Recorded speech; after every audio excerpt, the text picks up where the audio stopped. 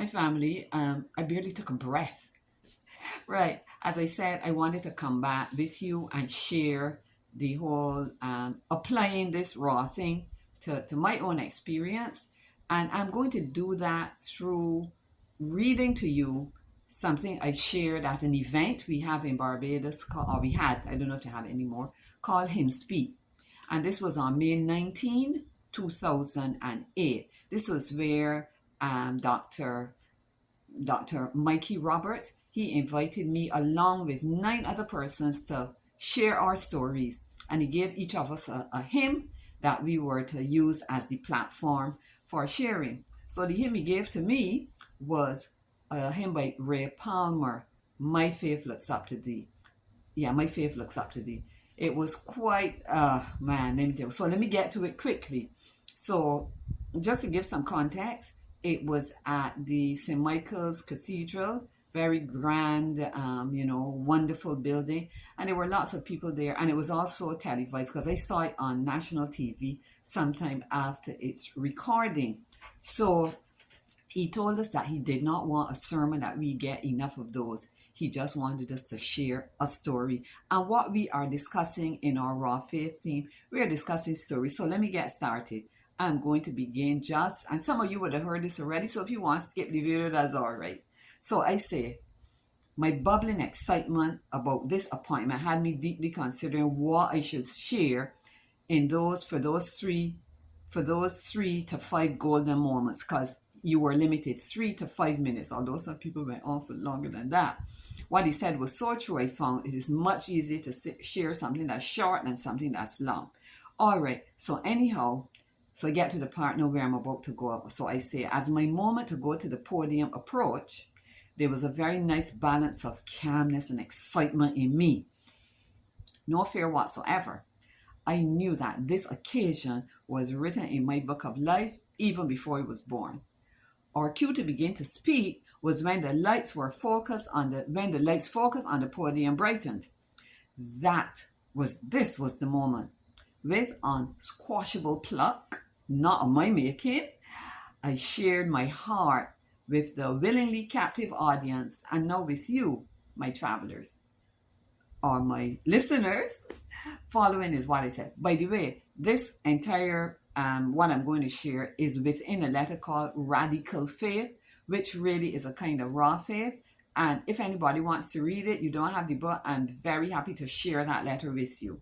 So I said, a demonstration of true faith which looks to Christ is one that will appear at times to take risks. That lady took a risk. Onlookers may secretly question, is such a person under the guise of faith not being naive? Will he or she not surely come to grief and meet an untimely end?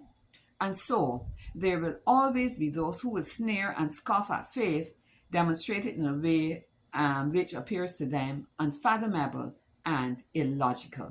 But the essential element of faith is really that it cannot be confined in a box. I'm reminded of a statement made in Shakespeare's Macbeth at 4 Scene 3, where one character says, quote, angels are bright still, though the brightest fell. Though all things foul should rear the brows of grace, yet grace must still look so. In other words, there are some things that may appear to be faith, but really and truly there's presumption. But faith must look like faith. Someday she has to come plain naked. All right, that was me talking, that wasn't in here.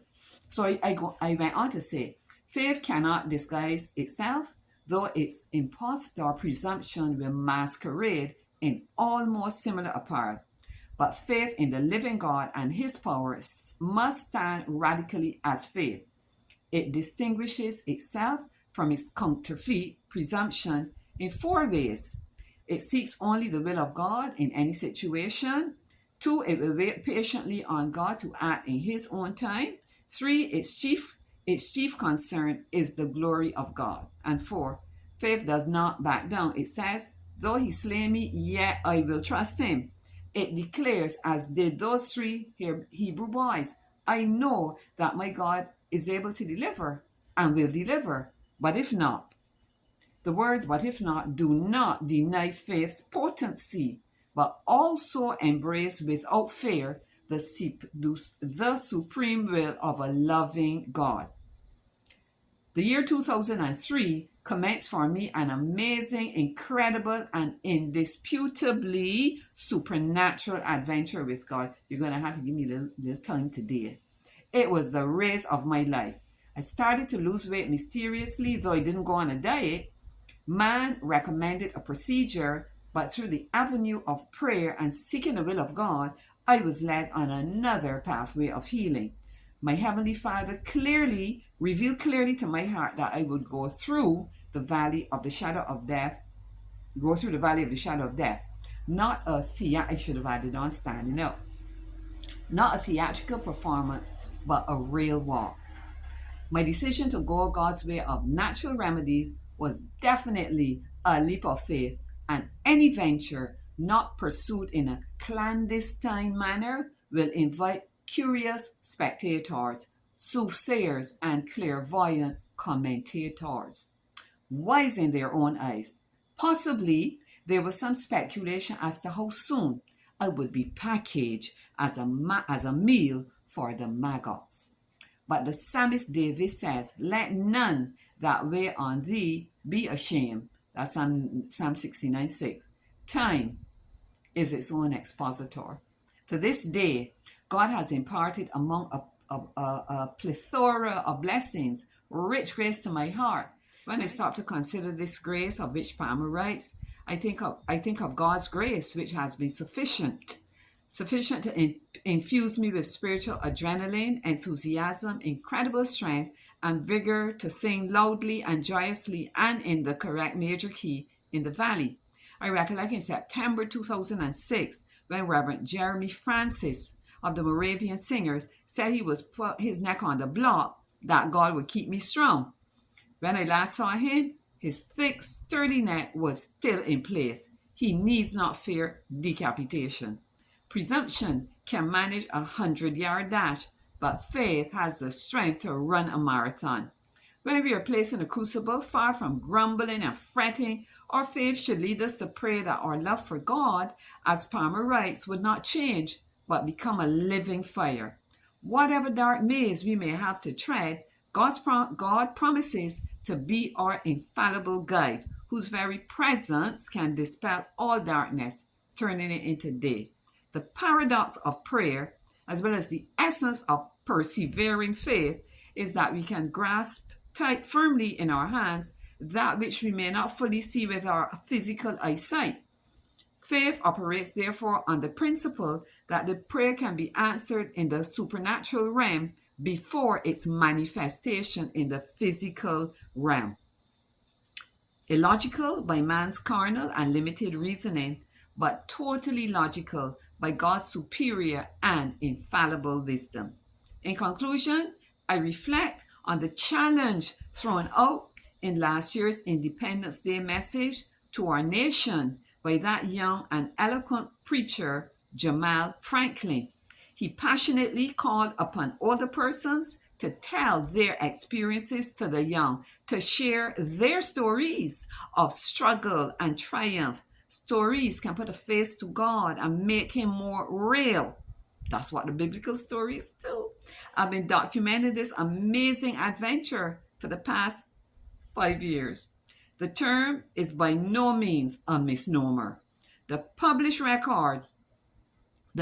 recorded evidence will bear the scrutiny of those who will subject faith to a microscope, not understanding that faith sees through a divine telescope. And it's interesting, the book was published in 2021, and this presentation was in 2008. As Christians, if we are positioned for flight, as young Franklin captioned his challenge to us, our faith undoubtedly must be the catalyst for launching us into divine orbit. By the grace of a God who cannot lie, I believe I can fly. And that brought me to the end of the thing. Yes, I'm not going to go on, but certainly in different ways, God calls us to raw faith. And obviously part of it involves perseverance and different things. But you see, as we look at the various stories, we will see different elements of faith coming out, because you're not going to get them all from one story. All right, family, thank you so much for your patience, for staying with me. And the next story that we pick up on, it will be a gentleman. Sure, you're going to enjoy it. You coming back, right? All right. See you next time. Bye bye.